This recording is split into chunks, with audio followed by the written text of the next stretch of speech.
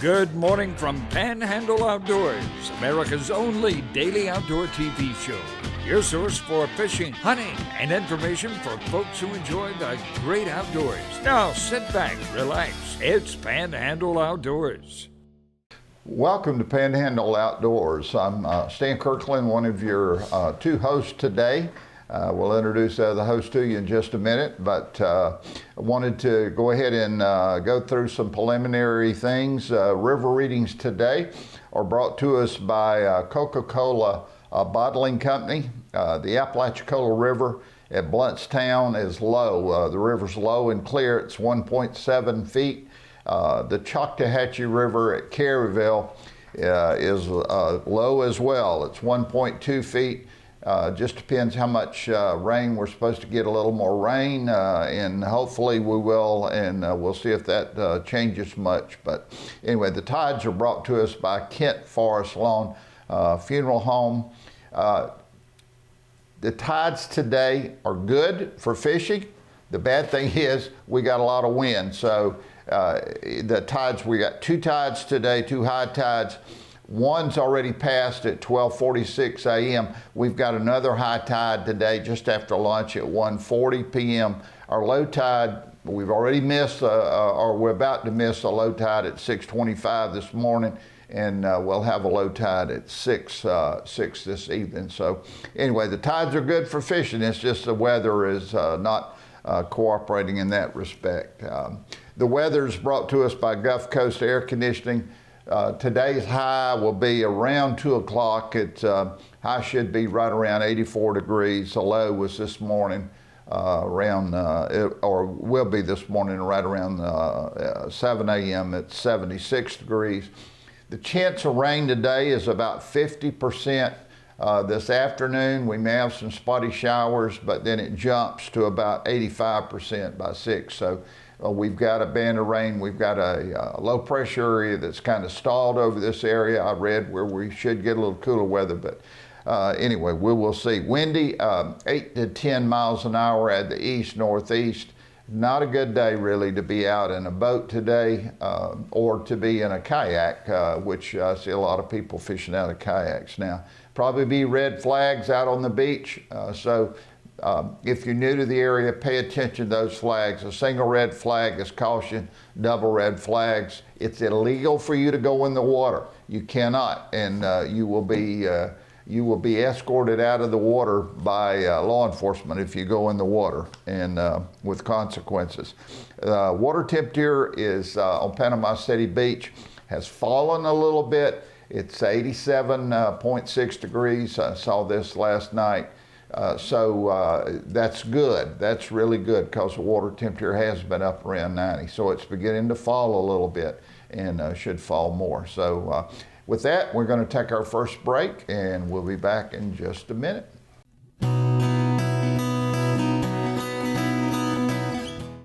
Well, welcome back to the show, folks. I want to introduce you to Ken Paramore. Good morning. Good morning. Ken, glad to be back. Good to see you. Ken and I, for those of you that are new to the show, Ken and I worked together for a long time.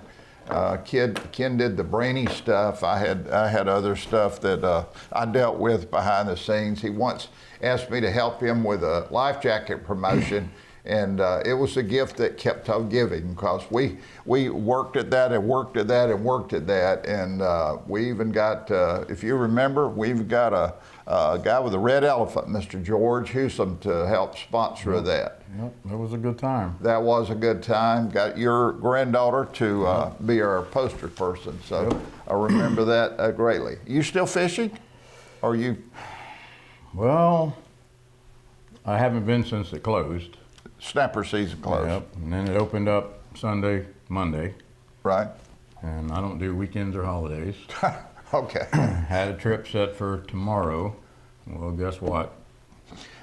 Well. Weather. Yeah, I know. So every time you plan something around this weather, anyway, we got 3 days coming up. Good deal. Friday, Saturday, Sunday, but well, maybe you get a trip Sunday. in. Maybe you get a trip in. Ken is a chapter president for the local chapter of the National Wild Turkey Federation, excuse me. And you guys just had your annual banquet. And tell us, Ken, about the banquet and what you guys did. Well, it was our 10th anniversary, as most people here know. I was trying to promote it, prior to it. Right. And it actually exceeded our expectations. It was really a good banquet. We had a great turnout. We had a red, white, and blue theme because it's election year. We probably had 150, 160 people in attendance, which was up from the last couple of years. And I would say, we haven't got all our bills paid yet, but it looks like it's going to be one of our top 2, good, maybe 3 banquets in 10 years. So, with that said, it really came off well. We had some attendees in the room that I would like to recognize really quick. Our Sheriff Tommy Ford attended. Good. Our State Attorney Larry Bassford attended. And our newly elected County Commissioner Daniel Raffield was in attendance. So we had a lot of different people come in and attend. And one of my goals to start off with was to try to get it to where we could have people that don't normally go to it come and see what it was like, and then maybe the word would spread, for the future, so we could have more. So some of the people in attendance, had never been, so that was good. Maybe we can get it, growing for next year. Did you have any parents that brought kids to the tournament? Yeah, I'm gonna get to that in a second too. To the banquet. It was probably the best youth promotional banquet that we've done as well. A lot to talk about there too. We also had a lot of local organizations represented there this year. We had Michael Harris and Braden Harris with Seasons of Hope. Right. We had Derek Fussell with Camo Dreams. We had Jimmy Higgins with the National Deer Association, who by the way has a banquet coming up Thursday, September 26th. Okay. Down at the Shriners, and I think this is his 5th or 6th annual. Okay. So we had a lot of different, and we had a lot of outdoor type organizations represented. So it worked out good, and I've got some other things to talk about, but we're probably ready for a break. Yeah, we're fixing to, Ken, thanks. We're fixing to take a break, and then we'll come back and let you, if you would, resume and tell us about that. But we're going to take our next break right now, so y'all come back with us.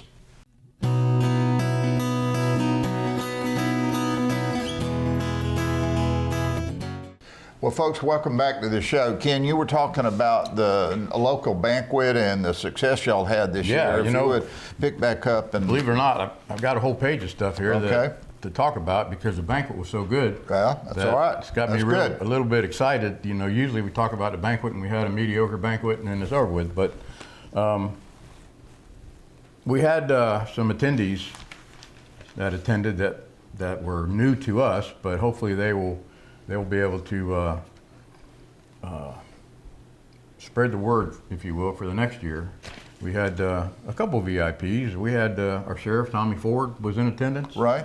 Our State Attorney Larry Bassford. Right. He comes about every year. It was Tommy's first time. Daniel Raffield, I got to meet him. New County Commissioner. New County Commissioner. Right. He was in attendance. We had several outdoor organizations represented this year, not just NWTF, but we had Jimmy Higgins was in attendance with the National Deer Association. By the way, I don't mean to interrupt you. I don't know Daniel Raphael yet. I've never met Daniel, but I know I think it's his uncle, Gene Raphael, with Raphael Fisheries, because I used to hear from Gene years ago when I was working with FWC. Gene would call me and we would talk about different fisheries matters. So go ahead, I didn't mean to interrupt you. He was in attendance. Michael Harris and Braden Harris. Oh, yes. With Seasons of Hope. They came. Derek Fussell came with Camo Dreams. Right. Him and T.C. Shand. And so we had some outdoor organizations that were represented. But a real quick story about Camo Dreams. as you know, Derek Fussell is trying to promote and have a fundraiser. It's called barn raising. And they're trying to raise money to have a facility for, and room and property and maybe a place for outdoor gatherings, you know, for the future for his camo. Is that in Florida or is that in another state? Here in Bay County. Oh, here in Bay County. Yeah, in okay. Bay County. And so I had an idea before the banquet that I wanted to try to help him with this fundraiser. And so I'm on the state NWTF board. So I took that idea to them with one of Derek's flyers and pitched it to them about a donation that we could present to Derek at the banquet. Sure. And so I presented it to the board and talked a little bit about it to them. And you know, the minimum, not the minimum, but you can donate whatever you want. But they're kind of asking for $250 for like 5,000 people to get money enough to purchase this place. So I pitched it at $250, and one of the board members, you know, she said, "Well, why $250? Why don't we give them $500?" So I said, "Well, that's fine with me. We'll give them $500 if that's what the board wants to do." So anyway, the board voted, and so at the banquet, we presented Derek and T.C. Shan with a check for $500 from the Florida State Chapter of NWTF, and to top that off, I decided for the Bay County Longbeards, we donated $250 to them for the same effort. So at the banquet, we presented them with a check for $750, 500 and 250. So that worked out pretty well. So I'd like to really thank our sponsors. We had 23 sponsors. I can't name them all right now, but we did recognize all of them at the banquet. Right. But our food was provided by JR's Rib Shack. And they did your food a year ago. And they did it last year. Right. And so they came back, and the food was good. Buffalo Rock came through as usual. They gave us a cooler to auction off, 100%. C&G Sporting Goods, want to give them a shout. They donated a Rite 12 gauge turkey, a turkey gun. Wow, good. They donated that. And Alamo Pawn with Eric Cleveland, he donated 2 guns for our raffle. How nice. Wow. And 3 case knives for youth. Wow. And on the knife it said First Knife. It's engraved on it. Wow. And you did have some youth there, though. We gave away and had drawings for youth more than we've ever had. Oh, how great. We drew for all 3 of those knives. We had a youth model Cricket 22 donated by Alamo Pawn that we drew. And we had 2 BB guns, all separate drawings, 2 or 3 goodie bags. We gave away camo clothing. It was good. I'll tell you, folks, it's all about getting youth or kids involved in the sport that we all love: fishing, hunting, turkey hunting, deer hunting, you name it, squirrel hunting. They're the future, and guys like us, we're getting older.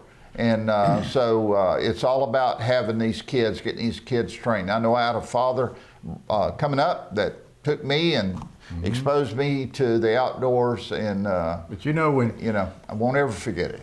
When they come in the door, we give them a youth only ticket. Right. And they keep that ticket, and when you announce that you're going to do a drawing, and they perk up, and then when you reach in that bucket and they pull out a number, and when their number comes up, it's just like they can't get to that stage fast enough to get their how gift. Cool. And it was really heartwarming to see how well it went over, particularly with the youth on our 10th anniversary. So yeah, that's good. Really happy. That's great. That's really terrific. Anything else on the turkey banquet? Well, and you had a record number of sponsors, or near record number of sponsors this year. 23. So, yeah, we had some new ones, and like I said, I thanked them all there. So I don't. Good deal. I'll leave somebody out if I do it here now. Oh, I understand. But I understand. It was.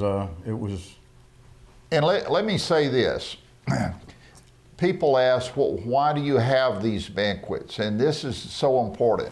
The money that's raised at these banquets, after you pay the bills you have, the everything from the auctioneer to the food caterers to the building, what it costs for us to, or for Ken and the crew to do this. The money, the other money, and Ken doesn't get paid a salary. Nobody gets paid a salary. All that money goes to the NWTF. Part of it turns around and is spent back here in Florida on various projects, things that benefit habitat, primarily habitat improvement on public land, not private land, but on public land. And it's called super fund money. Super fund money, but it is a worthwhile project and one I know you're glad to be in. Okay. So with that, I tell you what, let's take our next break right now.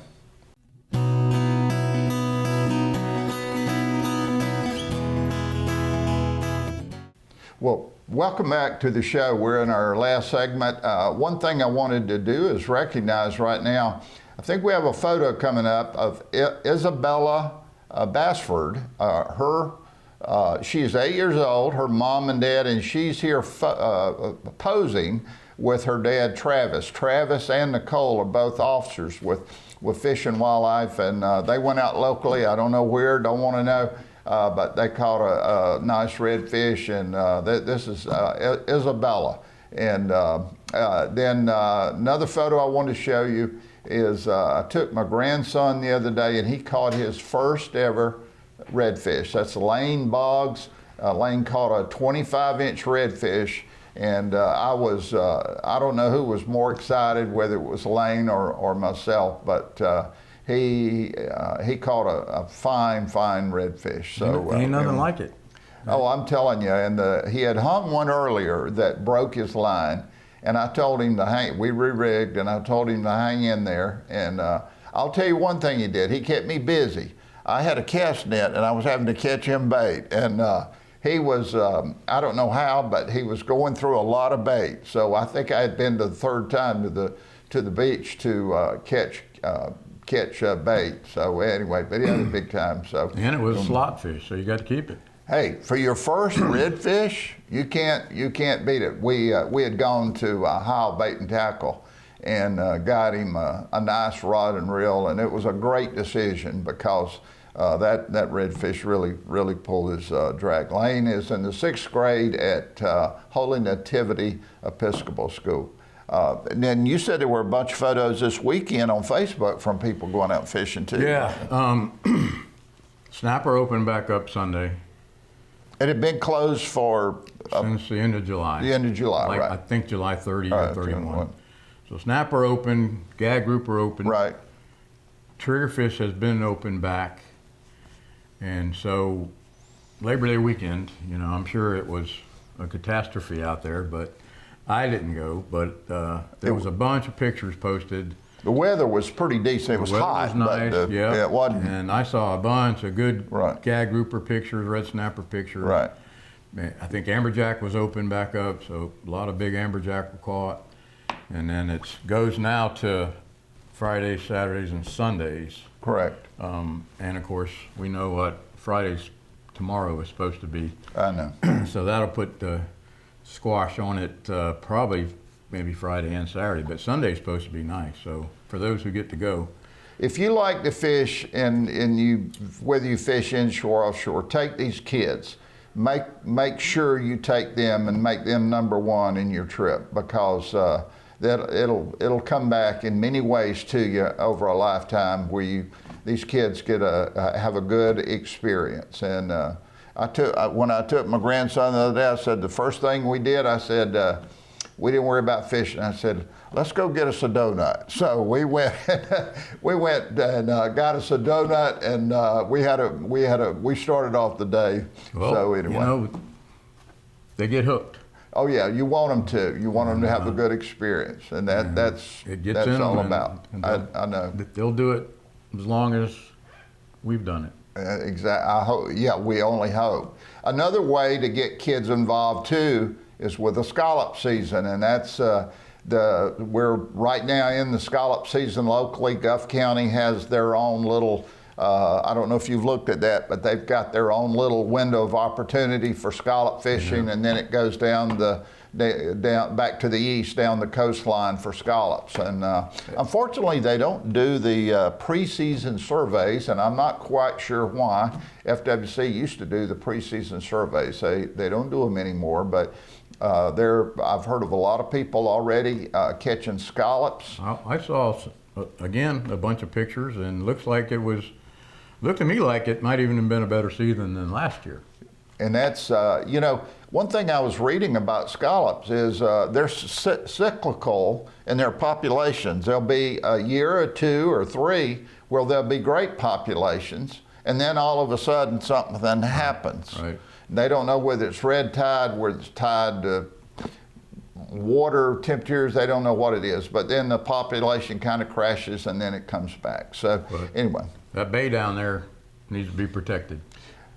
I guarantee St. Joe Bay having no point sources of pollution that go in that bay, it needs to be protected. And my hat's off to St. Andrews and North Bay, there are no more. I know. Yeah. When I moved here, there were scallops in St. Andrews Bay. They're not here now.